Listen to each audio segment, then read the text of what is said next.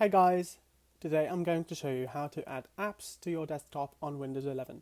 But before we do that, don't forget to like, subscribe and turn on the notifications bell. Now let's get started.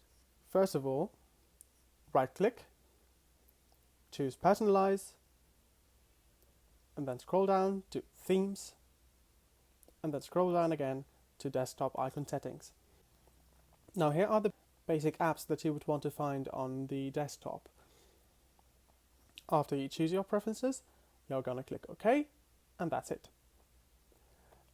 Now, another way is to press on the Windows key, All Apps, search for the app that you want to add. For example, I want to add this. If I want to add Firefox, I'm going to drag and drop.